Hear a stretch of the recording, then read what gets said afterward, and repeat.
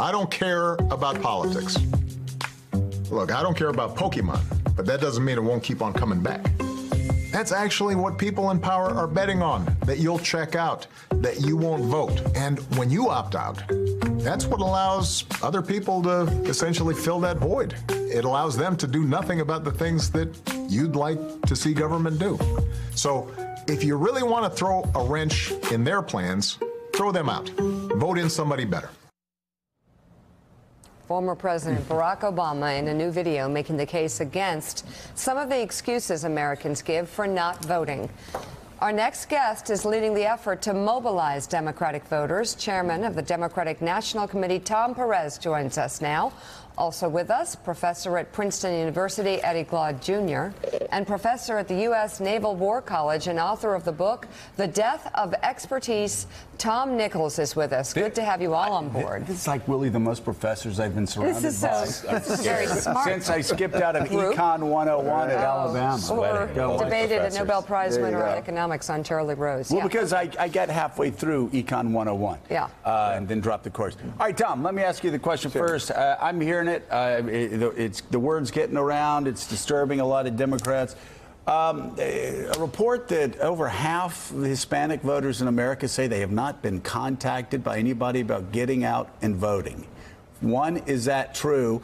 Two, if it is true, what are you guys doing about it over the next 18 days? Oh, it's all about outreach. It's all about the blocking and tackling of getting out. Our operation, our investments, and the hour is not just the DNC. It's the whole Democratic infrastructure and ecosystem. You know, our investments are more than any other midterm election. So how do you reach out specifically to Hispanics? Because if you get a good Hispanic turnout, you win Arizona and you win Nevada. I was in Nevada on Sunday. We have out-registered Republicans in Nevada something like 6-1.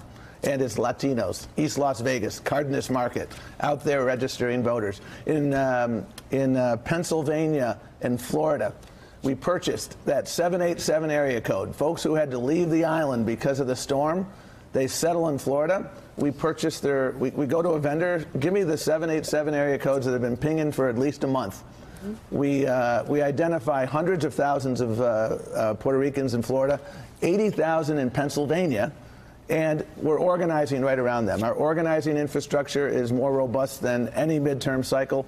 We've been contacting these folks for quite some time, and we've got a lot of partners in there. So, I mean, Democratic primary turnout was up 89% this year from 2014. It's not just Latinos that we're reaching out to. It's Asian Americans, African Americans, rural voters, because we all too frequently ignored rural voters, as you have correctly pointed out. And the energy is there. And right now it's all about blocking and tackling. It's all about talking about health care. You just said it. It's all about blocking and tackling. You can talk about what Donald Trump did over the past 2 years, but it is knocking on doors, IDing voters, getting them out to vote. Are the Republicans going to beat Democrats again at that in 2018? Hell no. And let me give you a great example. Wisconsin. You know, Wisconsin, we have had the largest investment we've ever had in a midterm cycle. And by the way, there are 12 governor races right now, Republican governors, where we have an opportunity to flip them. We invested a year ago. There was a race down in the southwest corner of Wisconsin where a state senator in beat red Trump territory is able to win that race, the Democrat. Fast forward to April, a state Supreme Court race.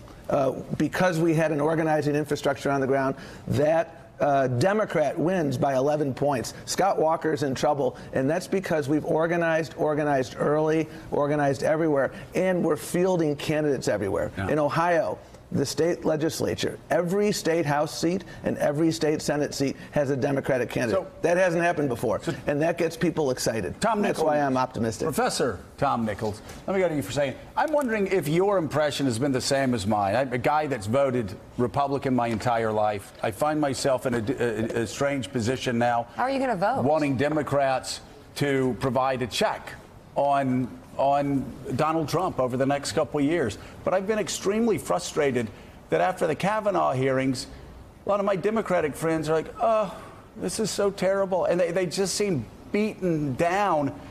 It's not exactly the DNA of the Republicans we grew up with, is it? No, and on this, I should add, by the way, I represent my own views, not the Naval War College. On this, I'm on the side of James Madison. I think the answer for America is divided government. We've tried one-party rule. It hasn't worked out very well, but I think that you're right, that the Republican approach to this has been strangely empowering of one-party, majoritarian, strong executive government, which was never really our bag. And yeah, the Democrats do seem kind of defeated by that or dispirited by it. And in midterms, that makes a difference. The Republicans are going to show up, as they always do. Yeah. Eddie, are you discouraged? Hell no. Okay, that's what I'm talking about, but that's because you're from Mississippi. I don't feel it. No, I'm not discouraged at all. I think the interesting thing is this. I've been listening to you all morning, and one of the things is this kind of rhetorical trap. If Democrats come out and do the thing that you just said, Republicans almost have an immediate response. But who cares? See, that's the thing. Republicans don't care but I'm just what saying you it's a say about rhetorical them. trap. You Exactly. go after them. You keep punching. You don't care rhetorically if you're punching a guy in the face what he says to you while you're punching him in the face. Republicans don't care. Isn't the answer for Democrats to stop caring what Donald Trump says? I completely agree. When you get popped in the mouth, you need to know how to respond after you get popped in the mouth. But part of the interesting challenge that I think Democrats have faced is that at the moment in which they go, the moment in which they go on the attack, right? They get accused of going low. The moment when they go on attack, it actually plays into a Republican rhetorical strategy of being the victim, which has been part of a kind of reactionary kind of politics since the time of Edmund Burke. So the idea of being victimized by liberals, the idea of being victimized by moral hypocrites, the idea of being victimized by these limousine rich folk who think they care for everyday ordinary folk have been the basis of mobilizing Republicans for a long time. So when we hit back, it almost feeds into the loop. But the thing is, Willie, So how hard is it to say, oh, wait a second, poor victimized Republican, you own the Supreme Court now. You own the House of Representatives. You own the Senate. I know exactly how they You play own the that. presidency. You own the bureaucracy. You got your own state-run television station, is what people would say. I mean, yeah, they come back at you trying to be victims, and you just mock the hell out of them because they run the world. They're a monopoly. This is like, Henry Ford in 1912 whining about, somebody that's got a horse and buggy factory like 10 miles away from Detroit. It just doesn't make sense. And yet President Trump's entire presidency and his campaign before that is built on victimization. Now it's the world. We're being treated unfairly, NATO, UN, all those other things. But to Eddie's point, Mr. Chairman, I want to ask you about, we have seen that punchback approach from some Democrats. Eric Holder saying, when they go low, we kick them rhetorically. You've had Cory Booker saying, surround them where you see them, and all those things. We got to come out and punch back. Donald Trump has taken that, again, to Eddie's point, and use that as a rallying cry, these mobs in the street. He's calling them the mobs that are out there. Do you think it's a good idea for Democrats to talk about those kind of things? And should Democrats follow Ted Cruz into restaurants and make a scene and push that on social media? Is that a good approach? Here's the approach we're taking. This is the vote of your lifetime. They're trying to take away your health care. They're going to take away your Medicare. They're going to take away your Social Security. They're going to take away your Medicaid. And that's what's on the ballot, folks. If you have a pre-existing condition, they're going to make sure you don't have access to health care. If you have a really high bill for pharmaceuticals, they're not going to do a damn thing about it. We're fighting for your health care. We're fighting for your education. We're fighting for your future. And we're fighting for our democracy. We need guardrails in Washington because of the culture of corruption. And, folks, and the reason why I talked about Florida and Wisconsin and Ohio and these states, we need to win these governor seats. And we can. Right. Because these are 12-year election cycles. And people understand that Tony Evers, when he becomes the governor of Wisconsin, and Rich Cordray in Ohio, and Gretchen Whitmer in Michigan, and Stacey Abrams and Andrew Gillum and others, they will be in the driver's seat for redistricting because the House playing field is not level right now. You're talking about issues, and rightly so. No, but I'm talking about health care. Right, that's an issue. But the president wants to talk about your tactics, the tactics of progressive. Do you believe this idea that Eric Holder put forth, which is the sort of anti-Obama doctrine, when they go low, we kick them. Is that the right approach? When they go low, we go vote. And we have been sitting home in midterm elections. And the good news is that our operation, our blocking and tackling, Joe, is better than it's ever been before. And again, this is the vote of your lifetime. By the way, I I love that, Donnie, because I've sort of gotten into a scrap with people that go into restaurants, scream at people, and make all these scenes. I'm like, no. Don't waste your energy doing that. Vote. Set up phone banks. Knock on doors. Everybody who went to a the chairman women's just said march. it perfectly. I wish I'm just a dumb country lawyer. I wish I could have thought about saying that. When they go low, we vote. That's it. That's how you beat them. And if you listen to the chairman's message, and the vote of the lifetime is something we worked on.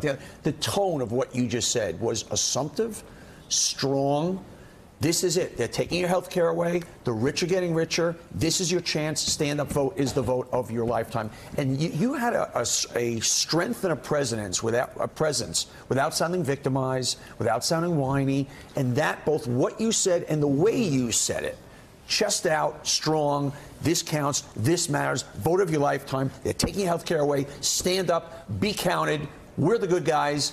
That's the tone. And so I just think if everybody's listening to what you just said, and that is it. There's no, and by the way, you do the big message, the vote of lifetime, with one thing. They're taking your health care away. They're taking it away. And even though it's a bit of an exaggeration. Wait, it's okay. it is not an exaggeration. Wait, hold on a second. You say it's exaggeration. I say this is Republican. You just had Mitch McConnell the That's other my day point. talking about exactly Social Security, Medicare, Medicaid. You got Republicans running around suing to take away pre-existing conditions, and the White House is like right there with them. So are all the Republicans. I mean, and then Donald Trump's promising to take away health care for 20 million people. That's pretty simple. Tom Perez, thank you very much. Thank you, Tom. It was a pleasure. Good to see you. I hope you're Get right. out there. We'll continue More the with blocking Tom and tackling. Nichols and Eddie Glaude after a quick We're break. going to ask Tom about Saudi Arabia Yes. and what's next. Plus, on the campaign trail last night, President Trump praised a congressman who body slammed a reporter last year, telling the audience, he's my guy. By the way, he was actually charged with a crime. We'll play that for you straight ahead on Morning Joe. And he's talking about mobs? Pleaded guilty. And he's talking about mobs? Thanks for checking out MSNBC on YouTube, and make sure you subscribe to stay up to date on the day's biggest stories. And you can click on any of the videos around us to watch more from Morning Joe and MSNBC. Thanks so much for watching.